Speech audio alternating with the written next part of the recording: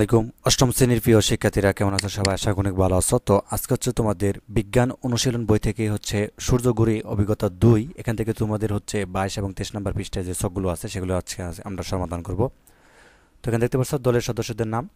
তো এখানে একটি ছক দেওয়া আছে, এগুলো হচ্ছে আমাদেরকে পূরণ করতে হবে। তার আগে আমাদেরকে একটু প্রশ্নটা দেখতে হবে কি বলা আছে, যে শিক্ষকের সহযোগিতায় 5 থেকে 6 জন দলের ভাগ হয়ে যাও এবং বিদ্যালয়ের শুরুর পর প্রতি ঘন্টায় পতাকা স্ট্যান্ডার্ডের ছায়ার কি পরিবর্তন হয় তা পর্যবেক্ষণ করে ছক একে লিখে রাখো।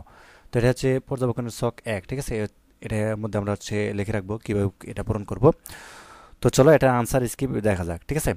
তো আমাদের যেটি করতে হবে এখানে খেয়াল করো, নমুনা উত্তর যেমন খুঁটির দৈর্ঘ্য হচ্ছে আমরা ধরলাম 20 ফুট, তো ছক হচ্ছে এক, ঠিক আছে। তো পর্যবেক্ষণের ক্রমিক এখানে হচ্ছে সিরিয়াল নাম্বার দেওয়া থাকবে 1 2 3 এভাবে দেওয়া আছে।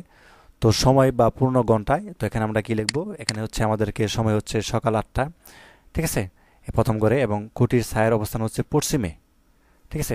যে আমরা খুঁটিটা দিয়েছি এটি কি পশ্চিমের দিকে রয়েছে সকাল 8টার দিকে, এবং খুঁটির ছায়ার যে দৈর্ঘ্য সেটা হচ্ছে কি 34.5 ফুট। দেন হচ্ছে 2 নম্বরে লিখবো যে সকাল 9টা, তো খুঁটির ছায়ার অবস্থান হচ্ছে পশ্চিমে, তো 20 ফুট, ঠিক আছে। তো তারপর দেখো 3 নাম্বার পর্যবেক্ষণ কমিক নাম্বার, সেটি হচ্ছে যে সময় পূর্ণ ঘন্টা হচ্ছে সকাল 10টা, খুঁটির ছায়ার অবস্থান হচ্ছে পশ্চিমে, তখনও কিন্তু পশ্চিমে, এবং খুঁটির ছায়ার দৈর্ঘ্য ফুট হচ্ছে 12 ফুট, আস্তে আস্তে কমে আসবে, ঠিক আছে।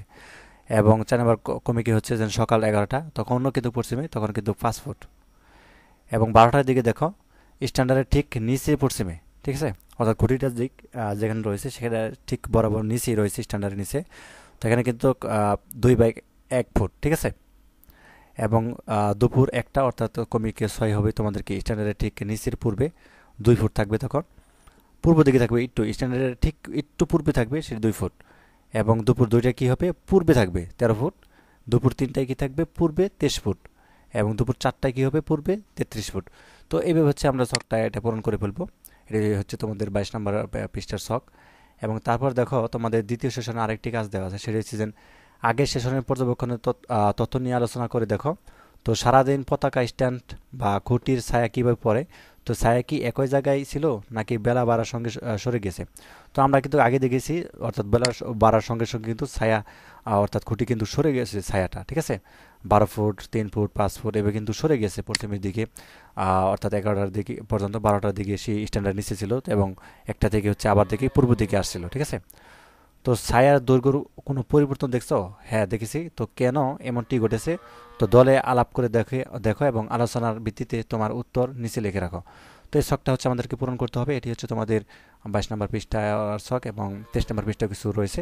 তো এই ছকটা হচ্ছে আমরা কীভাবে পূরণ করতে পারি, তো আনসারটি তোমাদেরকে যদি একটু দেখাই আমি, নমুনা উত্তরপত্র, সেটি হচ্ছে যে এভাবে দিবে যে সারাদিন খুঁটির ছায়া তির্যকভাবে পড়ে, এবং দিনের আহ, আচ্ছা, দিনের বিভিন্ন সময় ছায়ার আকার বিভিন্ন হয় আর ছায়াটাও এক জায়গায় পড়ে না, তো একটু একটু করে কিন্তু সরে যায়।